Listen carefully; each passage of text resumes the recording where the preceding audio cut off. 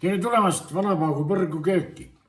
Täiesti olen suppi tegemise lainel ja supiks on sileesi ja hernesupp. Vaata, see on nagu Eesti hernesupp. Herneid kasutatakse samamoodi. Ainult nemad ei tee seda suitsukondiga. Muud asjad on enam-vähem sama. Noh, siin on see kuumas vees paisutatud kruup. Kasutan paprikat. Riivin porgandi, hakin sibula, maitseained, muidugi maitseainetest on koriander, suitsupaprika ja Itaalia ürdid, paar loorberi lehte. Siis on vähe natukene vaja võid, ma näitan, ja herned, kuna ma ei tee kuivatatud hernestest, ma teen värsketest hernestest, need on külmutatud, sügavkülmutatud herned. Ja vaja läheb puljongit. Siit suitsupeekonist ja sileesi ja vorstist. Eriti mingit sellist head vedelikku ei saa, nii et kasutan siis varem valmis tehtud lehmakontidest ja lehmakondid ja sibula koored, välimised koored on mul selline puljong, mis säilib külmkapis, sügavkülmas.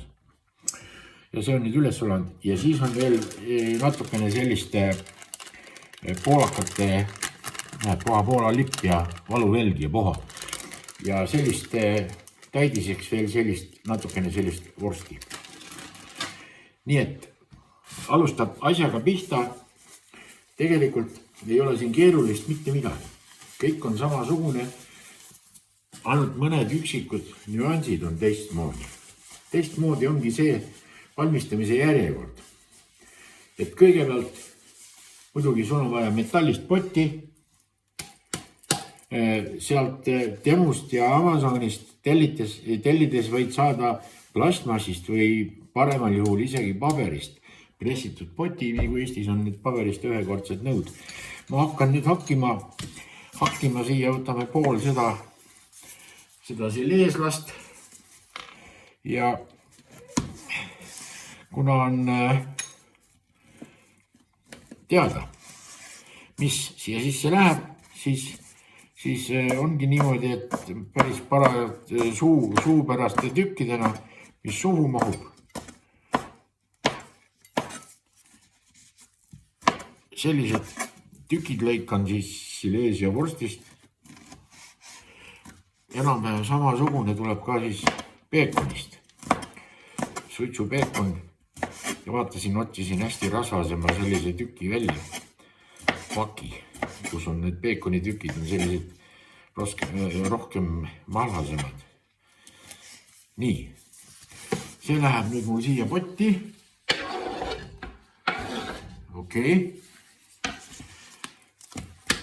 Kui sa hakkad seda asja tegema, esimene asi paned poti põhja, ma panengi ära. Poti põhja paned võid, ütleme nii palju. Mina ei tea, palju see grammide järgi on, aga ta on selline tükk. Ta on noa küljes kinni. Selline tükk võid. See läheb siia poti põhja. Nii, all right. Järgmiseks on siis see soolapeekon. Soolapeekoni võtame ka niimoodi siit välja. Ma ei tea, kas mul kõiki vaja läheb, sest on seda siin päris palju siin pakis. Ma võtan poole, kasutan ära. Nii, just pekisema poole. Siin on seda špikki rohkem. Nii, okei. Jätame osa pekki veel järgmises korras. Sellega on täpselt samamoodi. Lõikame hästi peenikesed need ribad, et ta pruunistub seal koos selle sileesi ja vorstiga.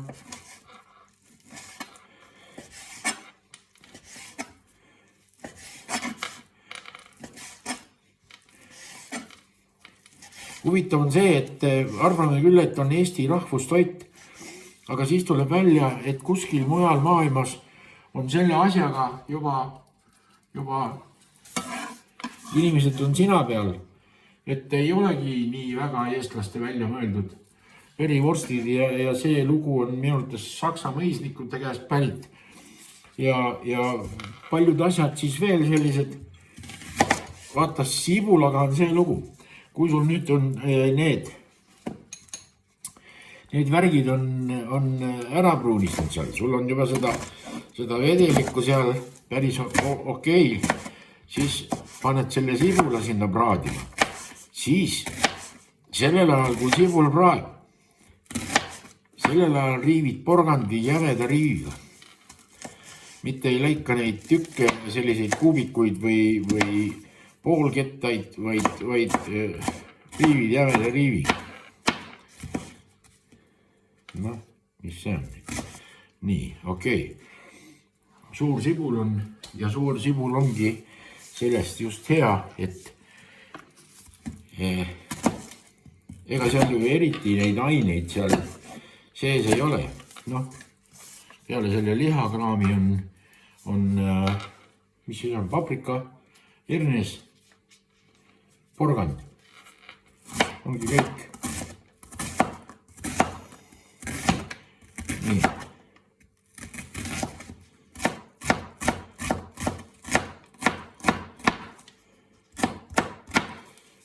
Täpselt samamoodi hakime ka paprika. Kui tahad paprikat panna, kui sa ei taha, sellel pole ju mitte mingisugust tähtsust. See üks aine on seal ees või rohkem. Enne ma jätsin ütlemata need kruubid, mis mul siin keo vee sees paisuvad. Need ma kurnan pärast ära, pesen selle vee välja ja siis lähevad need ka. Porgandi riivin, jah. Siis läheb see kõige lõpus, kui on juba pool valmis, sest need on hästi peenikesed, noh, nad on küll pehmed, nad ei ole väga kõvad. Siis lõikan neid sinna sisse, hernes muidugi ja puljong. Puljong on vähe soolane, see on soolatud. Sool vee sees on keedetud, et kondid, siin on till sees. Siia on mul pandud till ja muud kapslisvärki nagu ei olegi midagi. Et ainult paprika ja see, kuidas sul see maitsmismeel on, et mina tahan sellist rohkem nagu vürtsist.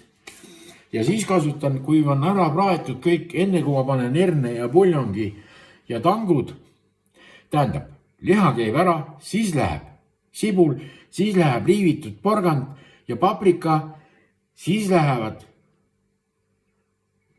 Worcesteri kaste. Supilusika täis Worcesteri kastet ja teine supilusika täis vedelat chillit. Hernes, maitseained, sest vett pead ka natuke panema, see puljong on hästi tihe, muidu võtab põhja ära.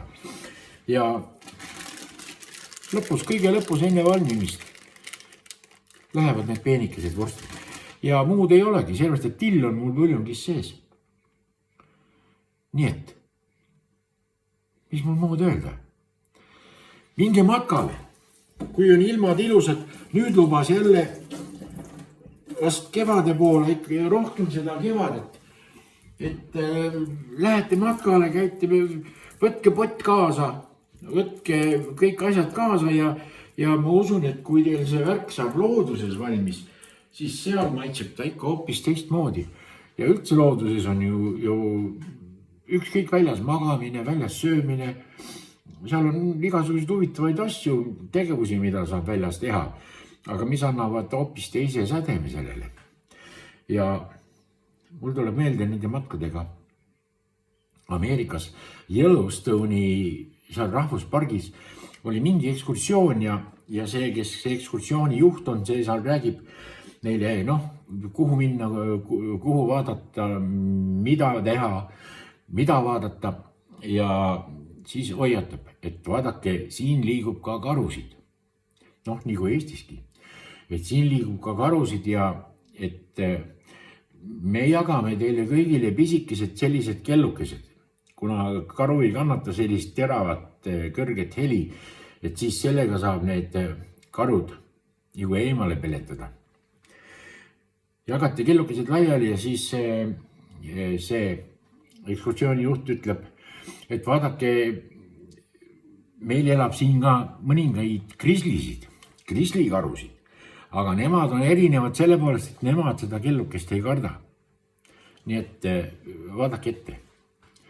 Ja läks siis see jook laiali ja üks vanem meesterahvas tuleb sinna selle ekskursiooni juhi juurde ja küsib, et vaadake, andke andeks, et ma võib-olla väga rumala küsimuse esitan teile. Aga kuidas ma teen vahet, kas on tavaline karu või grizzly? Ekskursiooni juht ütleb rahulikult, et noh, grizzly saab selle järgi nagu kindlaks teha, selgeks teha, et tavaliselt leitakse ainult grizzly väljaheidetest kellukesi. Nii, ja kes on supist huvitatud, siis ma soovitan seda proovida. Ma teen seda ise ka esmakordselt. Seda kiitis väga üks minu Poola tuttav ja et ta on sealt kandist Silesiast on see supp pärit, siis tahan katsetada. Ja teile kõike paremat. No kohtume muidugi.